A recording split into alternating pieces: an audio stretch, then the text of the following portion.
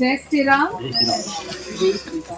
பொதுவா வந்து இந்த மாதிரி யாத்திரை நம்ம வரும்போதுதான் நம்ம வந்து எவ்வளவு ஒரு பிளஸ்டான பிளேஸ்ல இருக்கோம் அப்படிங்கிறத புரிஞ்சுக்க முடியும்.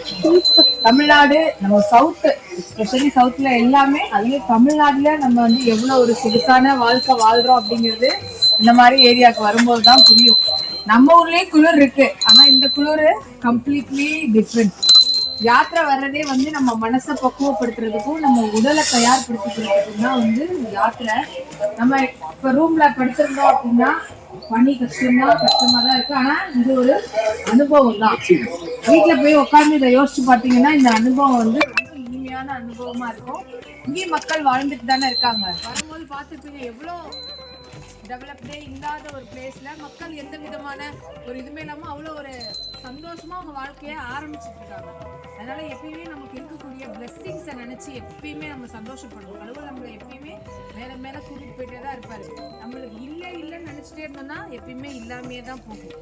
இருக்கு, பகவான் நல்லா வச்சிருக்காரு, நல்லா இந்த இடத்துக்கு வந்து நிக்க வச்சிருக்காரு இன்னைக்கு, அதே பெரிய விஷயம் இல்லையா?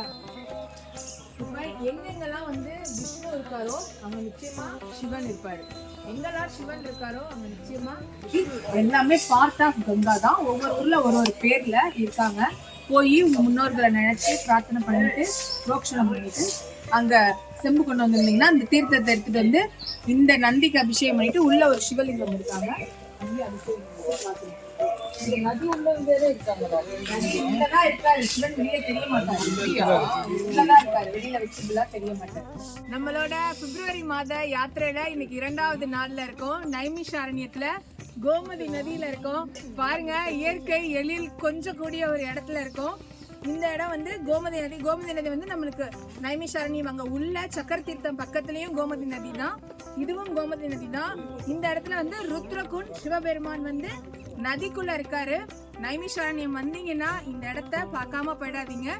எங்கெங்கெல்லாம் சிவன் இருக்காரோ அங்க விஷ்ணு இருப்பாரு. கோமதி நதி தான் இந்த பூலோகத்துல முதல் வந்த நதி. அப்பேற்பட்ட இடத்துல இன்னைக்கு சிவபெருமானும் விஷ்ணு பகவானும் இன்னைக்கு நம்மளுக்கு இங்க இந்த இடத்துக்கு வரத்துக்கான பாக்கியத்தை கொடுத்திருக்காரு. இறைவனுக்கு நன்றி, குருவுக்கு நன்றி, எல்லாருக்கும் நன்றி. ஹர் ஹர் மகாதேவ். ஜெய் ஸ்ரீராம். ஹர் ஹர் மகாதேவ். நைமிஷாரண்யம் திவ்ய தேசத்துல இருக்கோம். கோமதி நதிக்கு போயிட்டு வந்தோம். இப்போ வந்து சக்கர தீர்த்தத்துல இருக்கோம். சக்கர தீர்த்தத்துல ஸ்நானம் ஆயிட்டு இருக்கு. நீங்களும் இதை பார்த்து பிரார்த்தனை பண்ணிக்கோங்க. சக்கர தீர்த்தத்தை பார்த்து யார் யாருக்கெல்லாம் நைமிஷாரண்யம் ஆசையாக இருக்கோ, கனவாக இருக்கோ, உங்கள் எல்லாருக்கும் நைமிஷாரண்யம் வாய்க்கட்டும். நல்லா பிரார்த்தனை பண்ணிக்கோங்க.